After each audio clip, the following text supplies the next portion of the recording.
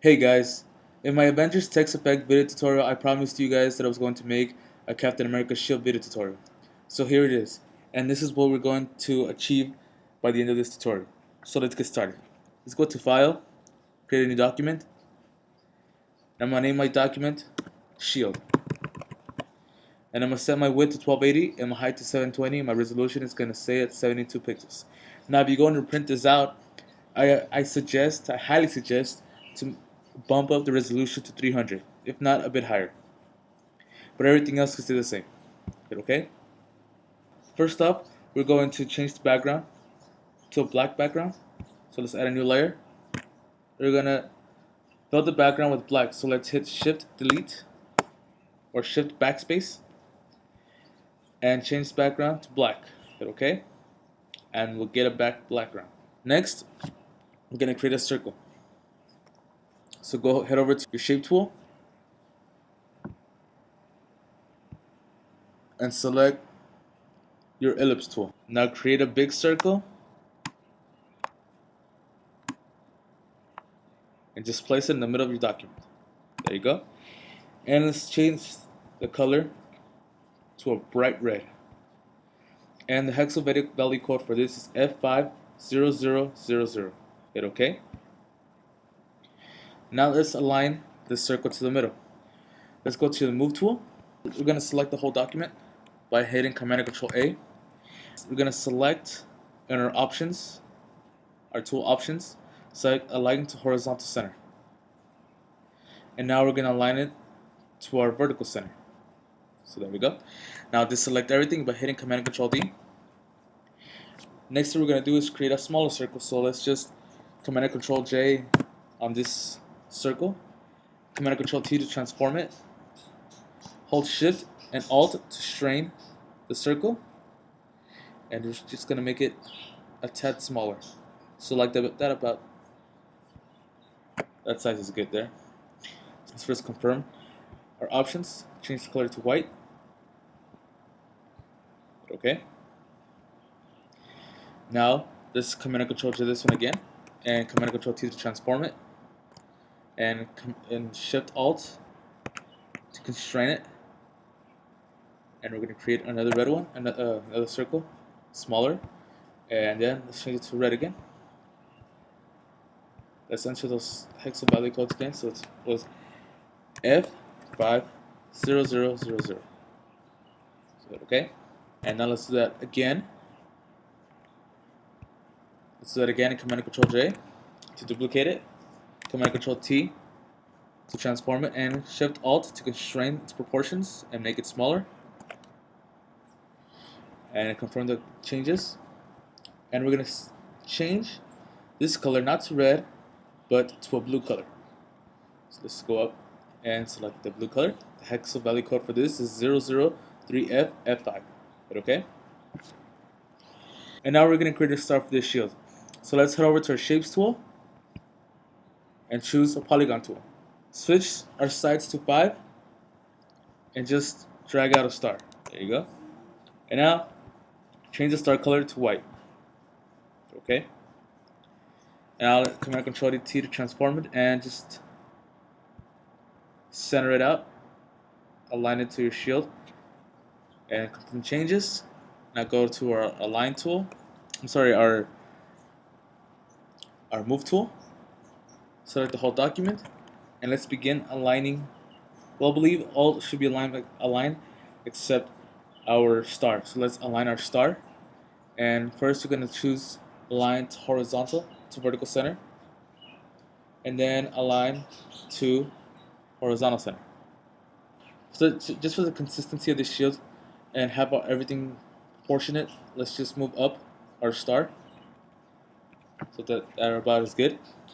So now we're going to go into each individual layer and start adding layer styles. So let's go to our first red layer, circle layer. Right click and go to blending options and click on bevel and emboss. Select it, and we're going to add the depth, and we're going to bump it up to 511. Now for our shadows, we're going to change it to normal and change it to white. Okay,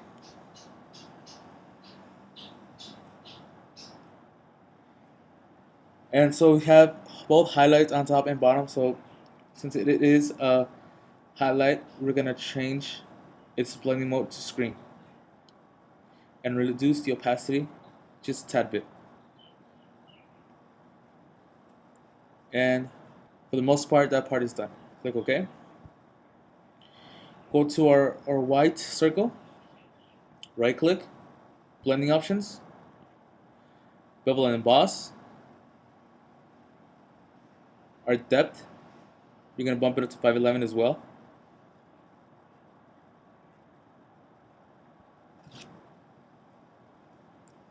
Though we can't see it, it's fine.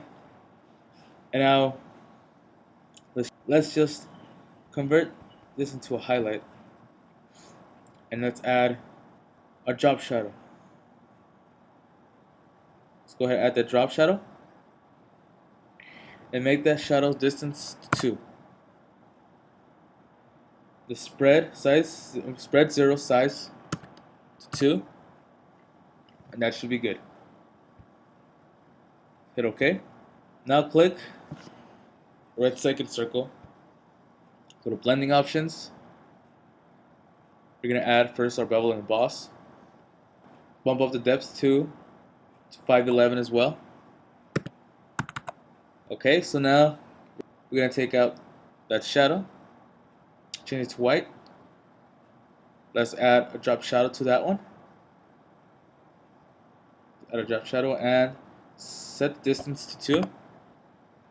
And the distance to 2 as well. Let's hit OK for that. Now finally for our blue circle, right click, blending options, and bevel and emboss.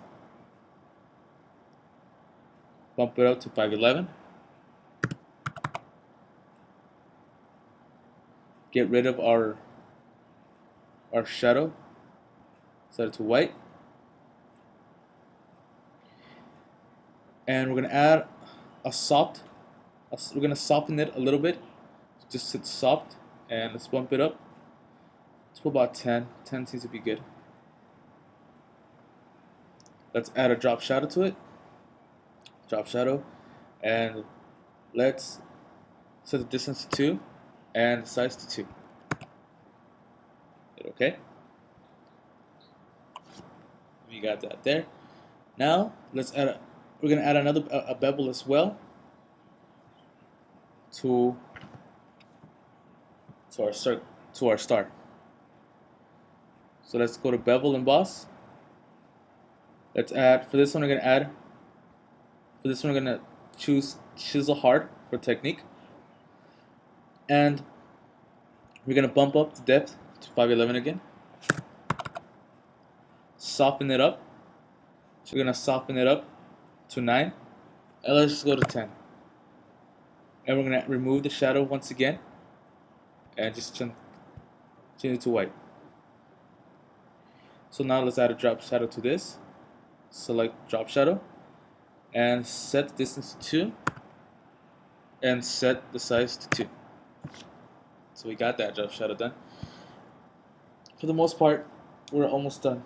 Now the only thing we need to do is set our gradient. So let's go ahead and select our biggest layer and just command click on the thumbnail to bring up a selection for that circle. Now let's make a new layer. Let's go to the top, select the first layer on top, and select Command Shift N to bring up a new layer. Hit OK. And I'm going to name this layer Gradient. Press Enter, and now we're going to create a gradient. Select the gradient tool, and I already have a gradient set for this video tutorial. So if you want, just go ahead and play around with the settings. But generally, what you need to do to create this the metallic effect, just play around with dark and light grays. So pretty much, just if you want to, just go ahead and copy what I have here, go based off on that, and create your own gradient. So I'm going to choose this gradient, click OK, and from the center out, I'm going to create that gradient. So you have that gradient. Now what I'm going to do is I'm going to set So now we're gonna set the gradient. We're gonna set our gradient to multiply, and we're gonna lower the opacity down about that much. It'll be 60, 61%, depending on your preference. For the most part, we're gonna leave it at 60%. So now we're gonna add a noise layer to it. So now what we're gonna do is we're gonna create the metal texture. And for this metal texture, we're gonna bring up a new layer. So Command Shift N to bring up a new layer. We call this noise. And now we're gonna fill the whole background with a nice gray background. So for this background, I have selected a nice gray, and the hex value code for that is BA. Hit OK. Alt Delete to fill it. And now we'll go to Filter, Noise, Add Noise. We're going to leave it at 60% at Uniform and Monochromatic. Click OK. Go back up to Filter, go to Blur, and we're going to select Radial Blur. Now the value for this, we're going to put the amount at 84, spin, and we're going to set it at best. Click OK. And now let Photoshop do its thing. Let it render what it has to do. And now we're going to set the blending mode to soft light.